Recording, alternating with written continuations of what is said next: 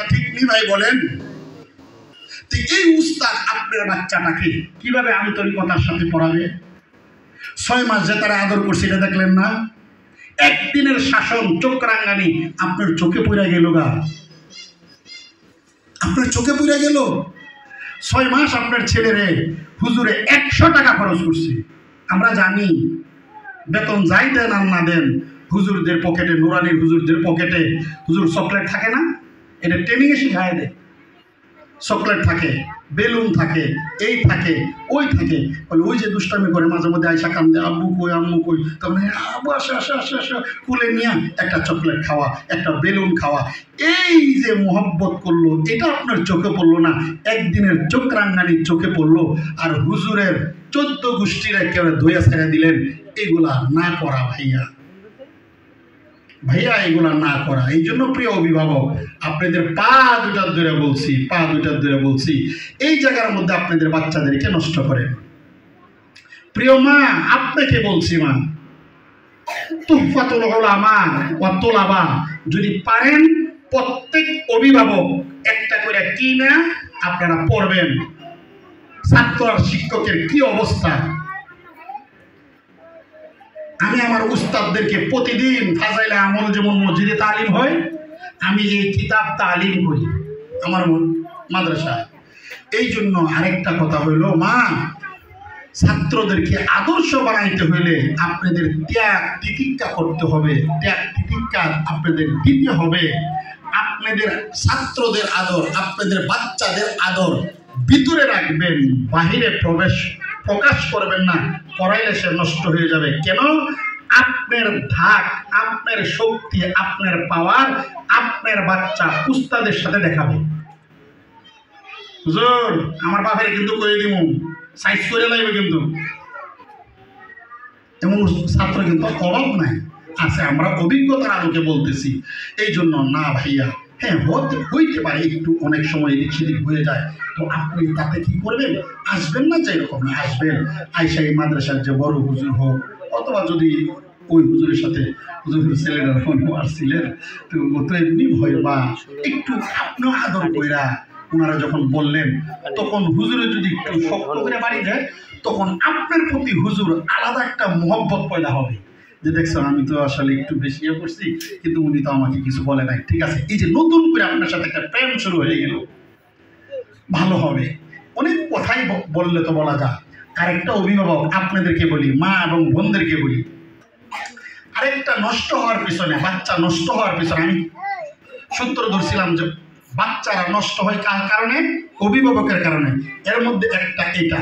2 নম্বর কারণটা হলো কওমি মাদ্রাসার মধ্যে কিন্তু আমরা সিলেবাস পড়াই না। হুজুরে জিজ্ঞাসা করে দেখে কোরআনের কোন দিক দিয়ে আপনি সিলেবাস ধরবেন? সূরা নাস থেকে সূরা ফালাক বাদ দিয়ে পড়বো কেডা? ইয়ার থেকে এই আলিফ থেকে জিম পর্যন্ত ধরবেন সিলেবাস? না পুরাটাই? আমাদের কোনো সিলেবাস নাই। যদি কিন্ডারগার্টেনে 3টা ভাগে ভাগ করি, 3টা ভাগে ভাগ করে বাস 3 পরীক্ষার ভিতরে ওনাদের পড়াইতে থাকি, ওদেরকে হাতে কলমে সব কিছু শিখাইয়া দিই। কিন্তু এর দ্বারা আজকের সকালের যে আলিফ পড়ানো হইল, এটা পরের দিন হয়তো এটা আর পড়ানো হয় না, রিভাইজ দেওয়া হয়। পরের অক্ষর হইল বা, পরের অক্ষর বা।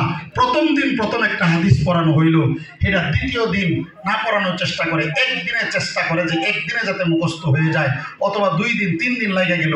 কিন্তু আপনার বাচ্চাটাকে যে স্কুলের মতো আপনি নিয়ে গেলেন গা বেড়াইতে, হুজুরের কাছে বলার মনেও করলেন না, দরকারও মনে করলেন না, জানি মাদ্রাসা কি করব, এটা কি স্কুল নাকি? এ দিলেই দিছি।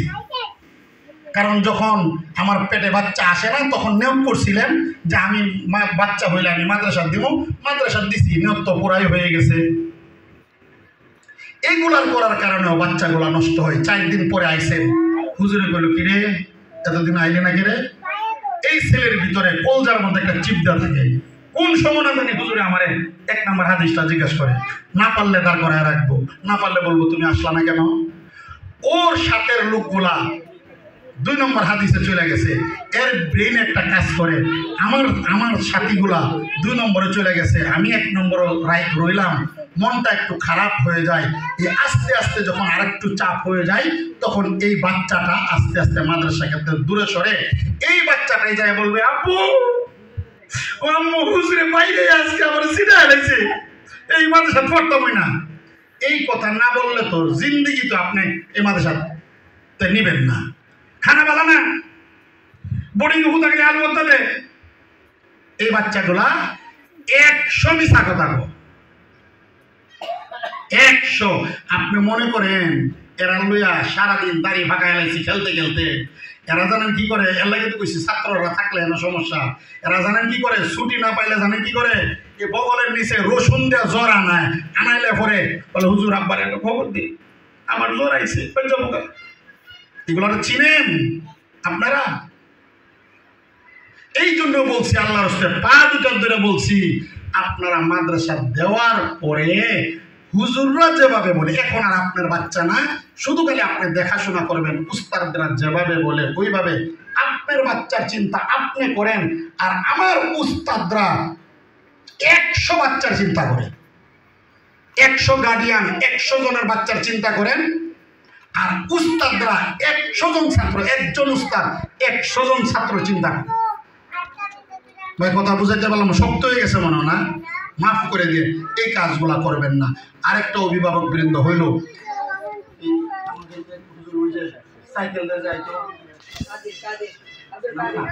ওই যে জামি সাহেব না, জামি সাহেব সম্ভবত জামি সাহেব একটা কথা বলছে, এই মিয়া মাদ্রাসা করার যখন নিয়ত করো তখন একটা ঈদ গায়ে তুই দো, ঈদ গাড়বা, এই ঈদ দেখবা একদিন না একদিন ইনশাল্লাহ এটা বিল্ডিং হবে।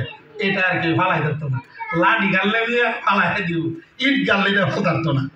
এই যে ঈদ গাইতে গেছে মাদ্রাসায়, শিক্ষক আসবে যাবে, 100 শিক্ষক পরিবর্তন হবে, মাদ্রাসা এখান থেকে যাবে না, মুতামিম পরিবর্তন হবে, মাদ্রাসা যাবে না, ঈদ এখান থেকে নড়াইতে পারবে না কেউ। ছাত্র যাবে, ছাত্র আসবে, উস্তাদ যাবে, উস্তাদ আসবে, মুহতামিম যাবে, মুহতামিম আসবে। কিন্তু এই বইলা যদি আপনি ওদের পিছনে তালে তাল বাইরান, আপনার সন্তানের লেখাপড়া হবে না। তাহলে আমার শুরুর কথা ছিল, এই বাচ্চারা অভিভাবকের কারণে নষ্ট হয়। তাহলে 3টা কারণ বললাম, মনে আছে ভাই? এই জন্য না, হইতে পারে সুবিধা, এমন হইতে পারে আমরা যেহেতু এই লাইনে আসি, অনেক সময় উস্তাদরাও অনেক সমস্যা থাকে, অনেক সময় ছাড় দেওয়াই ওদেরকে রাখতে হয়। আবার যখন একটা বেগতিক অবস্থা, তখন ওদেরকে মাদ্রাসার স্বার্থে, ছাত্রদের স্বার্থে আমরা একটু পরিবর্তন করি।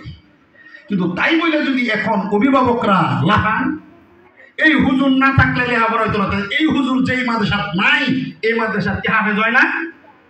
বলেন ভাই, কথাগুলো কি বাস্তব কিনা বলেন?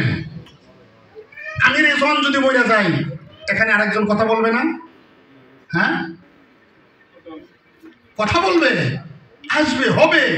এই জন্য এখানে সন্দীপের হযরত বলতেন যে মাদ্রাসাতে আগে কি করো, বিল্ডিং করো, ছাত্র একটা দরকার নেই, ছাত্র আইব নেই, ছাত্র আইব, বিল্ডিং করো আগে। এই জন্য ভাইয়া আপনাদের কাছে উদারতা আহ্বান, অনেকে অনেক কিছু শুনছেন, আমিও শুনছি, আমার কেউ শিখাই দিয়েছেন। এই জন্য আমি বললাম ভাই, এটা আমাদের এলাকা, এইরকম একটা মাদ্রাসার জায়গা যদি হুজুরের থাকতো, হুজুরের দি পাঞ্জাবি পায়জামাও 24 ঘন্টায় ভিজাতে হয়, জিগা প্রায় সময় দেখি তো ভুলের গান 24 ঘন্টা ভিজাতে হয়। কারণ কি? ওনার ব্যক্তিগত হাঁটে না, না না না, মাদ্রাসার এইটা নাই, মাদ্রাসার হেটা নাই, এই বিল্ডিং করতে হবে, মাদ্রাসার জায়গা হয় না, এই চিন্তার ফিকির 24 ঘন্টা ওনার থাকে। আজকের দিন এমন বাতি জ্বলছে, এইরকম একটা জায়গা যদি ওদের হইতো, যে আলো আরো জ্বলতো না? এটা তো আপনাদের একটা প্লাস পয়েন্ট, প্লাস পয়েন্ট। এই জন্য অভিভাবক বৃন্দ মেহরবানি করে যেটা হয়, এটা মঙ্গলের জন্য হয়। এই জন্য আপনারা মাদ্রাসা স্যার আর কোথায় যাবেন? হ্যাঁ, পরিবর্তন হোক না, কিন্তু ছাত্রদের লেখাপড়াটা যাতে আরো ভালো হয় ওই দিকে আপনারা খেয়াল রাখবেন। আপনারা একটু সম্পর্ক রাখবেন, মাদ্রাসাতে আসবেন, দেখবেন ভালো হবে। এই হলো এক কথা।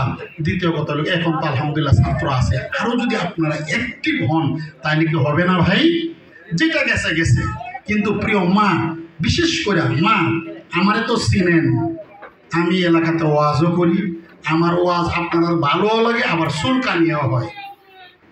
এই জন্য মা আপনাদেরকে বলবো, সাধারণ কোনো শিক্ষকের কোনো নাম্বার আপনারা ফোন দিতে পারবেন না, প্রয়োজনে আপনার বাচ্চা নিয়ে যাবেন, মাদ্রাসার অফিসে শুধু ফোন দিবেন। আপনারা কোনো শিক্ষকের সাথে আপনাদের কোনো সম্পর্ক থাকবে না।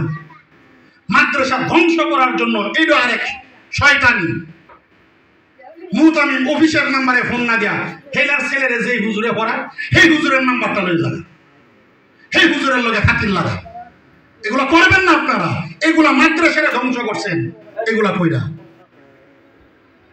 আপনারা ধ্বংস করছেন, আর করবেন না এগুলা। আপনার অফিসে আপনার যত অভিযোগ আছে সব অফিসে দিবেন, সব অফিসে। মাদ্রাসার একটা এক্সট্রা ভাবে মোবাইল এবং নাম্বার থাকবে, এই নাম্বারে আপনারা যোগাযোগ করবেন। ভাই কথাটা বুঝাইতে পারছি ভাই? এক কথা দুই কথা এমন হয়েই যায়, একটু মহব্বত হই। আপনি আমার 10 দিন ফোন দিলেন, আপনার বাচ্চাটার একটু আলাদা দেখবই। যখন হুজুরে জায়গা করলে, এই হুজুর ছাড়া আমার বাচ্চারা কেউ আদর করে না, এই হুজুর যেমনে যাইলো হেমনে যাইব, এগুলা ভালো না ভাই। আমি কথাটাগুলো হয়তো খুব কড়াকড়ি হয়ে যেতেছে, কড়াকড়ি হইলেও আমি আপনাদের ভবিষ্যৎকে ভালো করার জন্য এগুলা বলছি ভাইয়া। এই জন্য এই মাদ্রাসাকে, আপনাদের মাদ্রাসা, আপনাদের এলাকায় আপনারা কি করে চেষ্টা করবেন এই মাদ্রাসা যাতে আরো সুন্দর হয়। হুজুর আসবে যাবে, হুজুর আসবে যাবে। এই লালবাগ থেকে রহমানি আমাদের হয়েছে না, হ্যাঁ, এগুলো হবে, এগুলোই শুনলো ওলামাই কেরামের সুন্নাত। এগুলো হয়েছে, এগুলোই সুন্নাত, এগুলো সমস্যা নাই। এই জন্য মা আপনাদেরকে বলছি, মা আপনাদের কাছে বাচ্চাগুলো বেশি থাকে। আর সকল অভিভাবক, আমি আজকে এই কয়েকটা দিন প্রতিদিন প্রত্যেক মাদ্রাসাতে কিছু না কিছু অভিভাবক থাকে। মোট 3টা মাদ্রাসায় আমি এই সপ্তাহের ভিতরে আমি বয়ান করে আসছি। আলহামদুলিল্লাহ ভালো চলতেছে, আলহামদুলিল্লাহ। কিছু দিক নির্দেশনা দিছি, আলহামদুলিল্লাহ। এটা তো আমার বাড়ির এক হিসাবে। এই জন্য ইনশাল্লাহ আমরাও আসবো, হুজুরও আসবেন কষ্ট করে। হুজুরা তো অক্লান্ত পরিশ্রম করতে চান যাতে আমার কথার দ্বারা, আমার একটা পরামর্শের দ্বারা আপনার বাচ্চাটা যদি বড় হয়ে যায়। আর এই যে হুজুরে বললেন না ভাই, কোরআন শিক্ষা ছাড়া আপনাদের শান্তির কোনো ব্যবস্থা নাই ভাইয়া, কোনো ব্যবস্থা নাই, নাই। পারতেন না, পারবেন না, করতে পারবেন না। আজকে এই যে করোনাকালীন সময়ও কোনো মাদ্রাসা আলহামদুলিল্লাহ বন্ধ ছিল না। এই কারফিউর সময়ও মাদ্রাসা বন্ধ নাই, স্কুল কলেজ ভার্সিটি সব বন্ধ, মাদ্রাসা বন্ধ নাই। কথা বাস্তব না? আমাদের মাদ্রাসা বন্ধ নাই, চলতে আছে, চলতে আছে। এই জন্য মেহরবানি করে আপনাদের বাচ্চাগুলা নতুন উদ্যোগে, নতুন আয়োজনে, প্রিয় মা ও বোনেরা আপনারা দেন। আপনারা এখন আর কওমি মাদ্রাসা, আগের কওমি মাদ্রাসার মতো নাই। এখন কওমি মাদ্রাসাতে বাংলা, অঙ্ক, ইংরেজি, আরবি, ভূগোল, ইতিহাস সব আছে। ওদের হাতের লেখাটাও এত সুন্দর হয়, নুরানি হাতের লেখা, দেখলে আপনি আশ্চর্য হয়ে যাবেন। এখন তো ওই সমস্যা নাই। আপনারা দেন, আপনার বাচ্চা 3য় শ্রেণী পর্যন্ত পড়ান, পড়ানোর পরে আপনার বাচ্চাকে পাইলট বানান, কোরআন শিক্ষা দেওয়ার পরে আপনার বাচ্চাকে ডাক্তার বানান, কোরআন শিক্ষা দেওয়ার পরে আপনার ডাক্তারকে ছেলেকে ইঞ্জিনিয়ার বানান। দেখবেন এই ছেলেটা বিসমিল্লাহ বইলা ইঞ্জিনিয়ারিং করবে, বিসমিল্লাহ বইলা ড্রাইভিং করবে, বিসমিল্লাহ বইলা প্লেন চালাবে। ঠিক না ভাই? আপনাদেরকে কোনোদিন, আজকে আপনি এখন ইউটিউবের যুগ, সোশ্যাল মিডিয়ার যুগ, ইউটিউবে চার্জ দেন, ফেসবুক ঘুরে আসেন, মোতালা করে আসেন, একটা জায়গা তো আপনারা পাইবেন না মাদ্রাসার শিক্ষার পোলা পায় বাপ মারে কষ্ট দেয়, বৃদ্ধাশ্রমে ফালায়।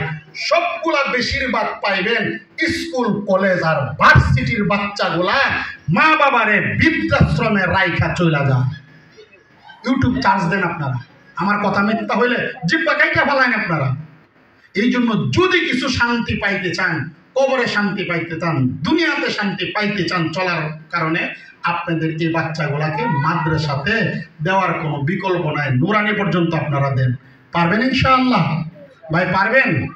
আর মা বোনরা, মাদ্রাসার আইন কানুনের দিকে আমরা খুব খেয়াল রাখবো। এই হলো আজকে আপাতত অনেক সময় হয়ে গেছে, 40 বাইজে গেছে। আর এই যে আমার যুবক ভাইরা এবং আমার আদরের স্নেহের কলিজার টুকরা ছাত্র